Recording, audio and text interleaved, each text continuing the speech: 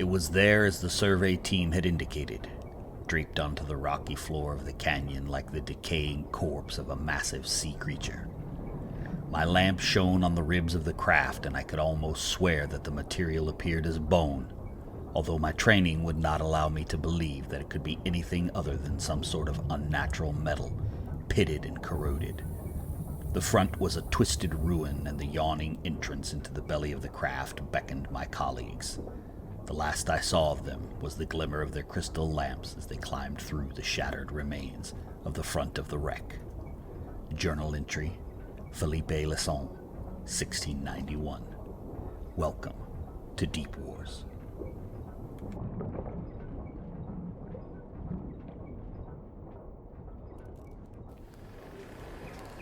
Expedition Log of Pilny the Aged, March 3rd, 1689. Preparing for the return. It has been many years since I last stepped foot in the underground world discovered by Captain Brewer in 1676, and this will be the first expedition to the deepest parts of the Shadow Sea, a region I only explored briefly in a salvaged submersible. The Underlands was the name given to this lost world under miles of treacherous ice and snow, a place unknown until Brewer's ship drifted off course when making a turn around the cape at Isla Hornas and passed into a graveyard of ships among floating mountains of ice. Through skillful navigation and the fortunes of the bold, he steered his ship through a wall of mist, finding a rough harbor and the entrance to this mysterious land, spewing clouds of steam into the frosty air. The early expeditions were decimated by the savage wildlife, deadly plants and giant fungal overgrowth. Scores of good soldiers and scientists made the Underlands their final resting place, and many others turned back to make the journey home empty-handed.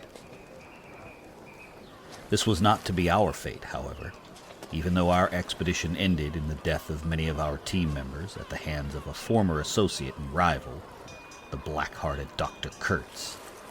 By the grace of God, we were able to recover many glittering artifacts, including a fully functional submersible ship and suits designed to explore the deep sea, left behind by the mysterious ancient race of this strange world.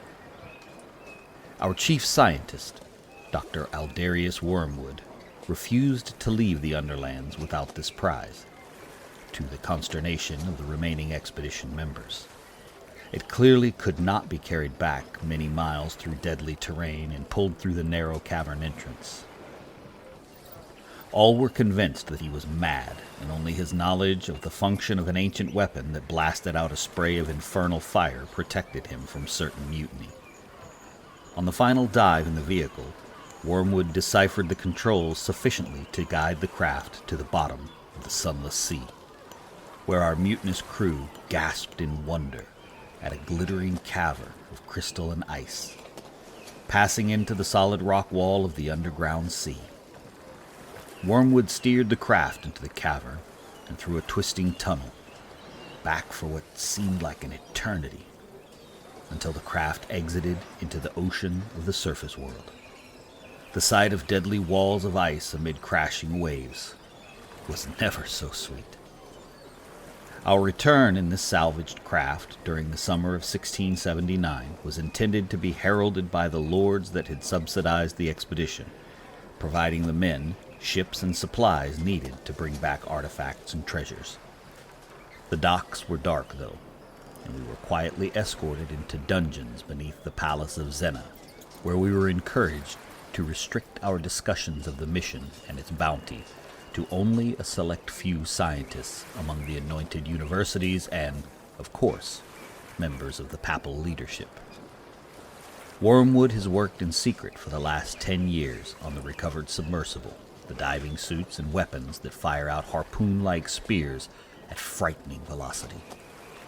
I have had little access to his laboratory, but have been witness to many esteemed scientists, engineers, and inventors spending many weeks visiting the complex, as well as cloaked figures that had a disquieting look about them. My lack of access to the artifacts has not stopped our work altogether, as Wormwood has required my expertise in decoding ancient pictograms when investigating the murals uncovered in the steaming jungles of Belix along the coast of the New World. Those images still haunt me, appearing so similar to those we found in the temples of the Underlands, and having advanced mathematical equations far beyond my comprehension. A second collaboration took us to the bowels of the great library of Al-Iskandiari, where moldering pages from a dusty tome contained diagrams of items eerily similar to the weapons recovered by Wormwood. A schematic design of a ship in the book was too similar to the shape of the submersible to be the coincidence that Wormwood insisted. Dr. Wormwood has only now finished his work and revealed his improvements to the undersea vessel. Most impressively, he displayed new designs for the dive suits, which included armor plating and utilized aspects of the ether technology we recovered from ancient autonomous constructs to generate the power needed to move the hulking bronze suits. The weapons were also modified with new types of spears and rapid loading mechanisms. There was a veritable armory of new devices, and I knew then that it was time to prepare for the return expedition to the depths of the Shadow Sea.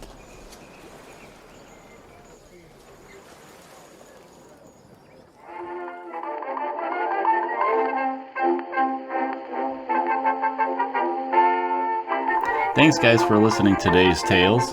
You can find our Indie Invasion podcast on all podcast platforms, including Podbean, Google, and iTunes. And please visit us on Facebook, YouTube, Instagram, Twitter, and if you can, support us on Patreon/Indie Invasion. And feel free to email us with any questions or comments at indieinvasion@gmail.com. And remember, guys, don't forget to prepare yourself for the invasion.